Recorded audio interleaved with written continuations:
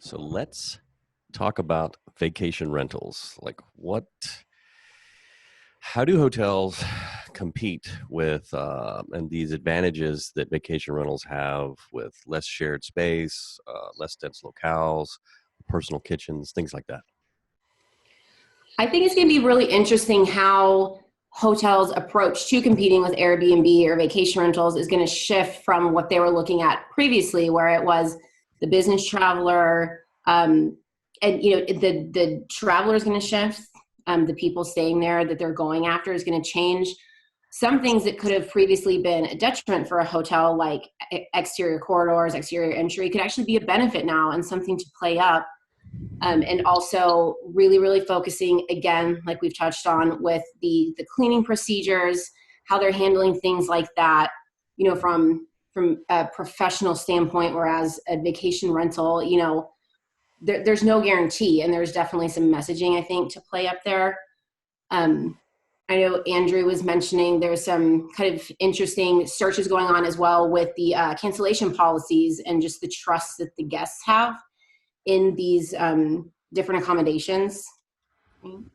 Yeah, I mean, I think if you look at alternative accommodations, they've always had worse cancellation policies or less flexible cancellation policies than hotels.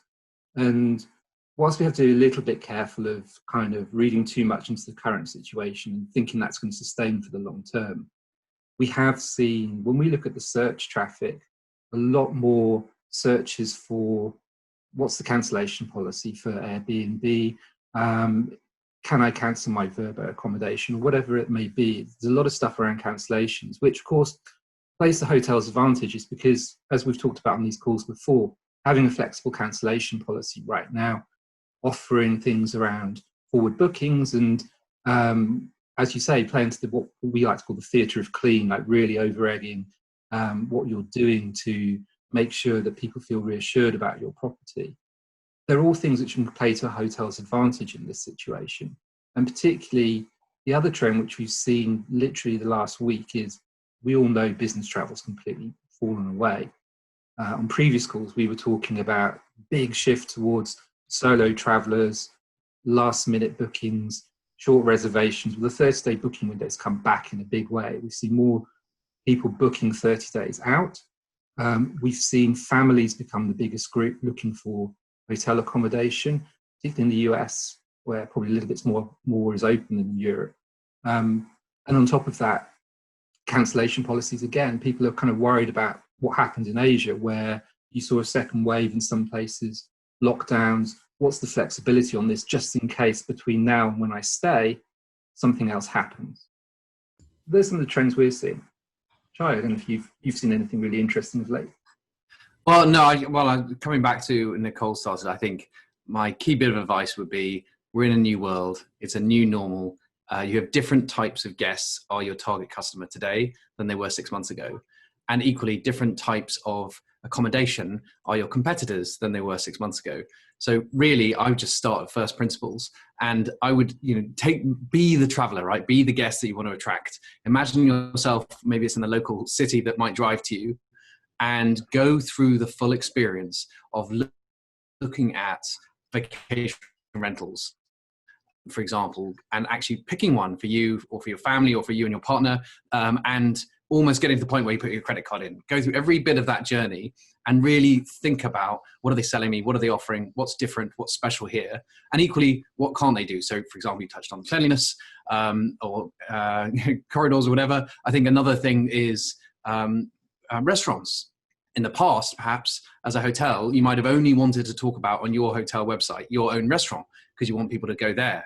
But actually, if what you can offer compared to a vacation rental is, well, here are 10 local restaurants because you don't want to eat in all the time, and you're telling that story of, okay, sure, you have a kitchenette and that is one of the benefits perhaps in a vacation rental, but in fact also a benefit of your property is you're near to 5 great restaurants. So think about how you can differentiate for this specific target customer.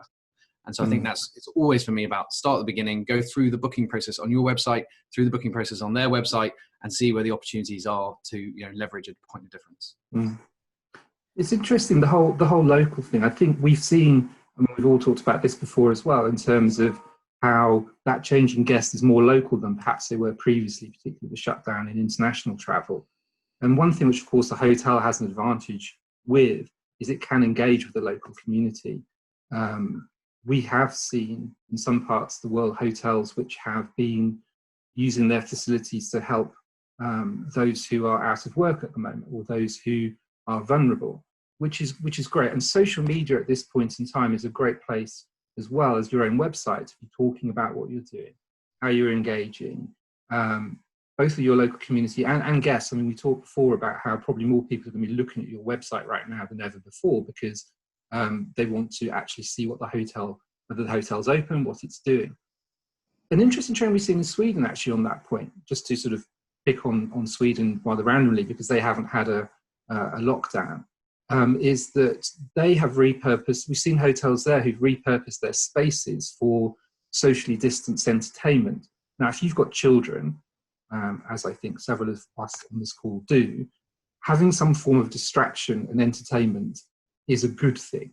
And what we've seen in Sweden is the transformation of some of the spaces with things like perspex screens, spacing out the seats. So things like sports events, entertainment, comedy, children's stuff can be done in a safe environment, which of course the parents gives them a break. And that's something you can't do, or is unlikely to happen, other than just slap on a movie if you're staying in an Airbnb, which is only going to keep them interested for so long. So there are some advantages that hotels have in terms of leveraging those local resources, and also bringing some of that into the hotel in terms of local sports teams, entertainers, whatever it may be, to serve the customer which they're seeing at the moment. Yeah, and I think that's a really good point, that hoteliers do have a lot of resources at their disposal that these vacation rentals don't, and they really need to get creative with that. Kind of to your point about courting the families or the guests, is, we have a client that was talking about creating a whole program like with their pool and their cabana setup, where you could schedule rental cabanas, but they would be distanced. They would actually cordon off the pool into like little sections, kind of segmenting the pool, so families could still go out, they could still enjoy it, have their staycation, but it would still be distanced and still be safe.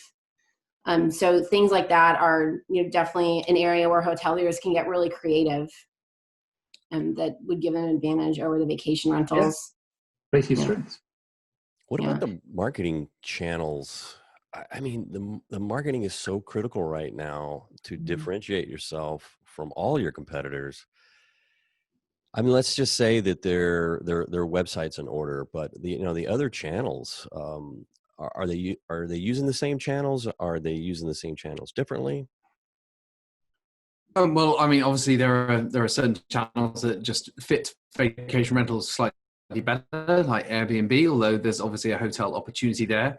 I think one of the channels that I'd be focusing on to really try to exploit as a hotelier right now is property promotion ads on Google, because I think there's a challenge with investing marketing spend at the top of the funnel right now. Hoteliers are scared; they don't want to do lots of brand ads.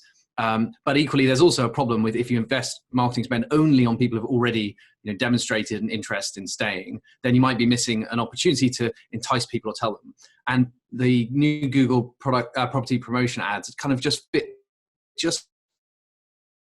so it's an opportunity. For example, if someone starts with, I've never stayed locally, 200 miles from home, how should I find a property? A lot of people are going to start with Google and a map.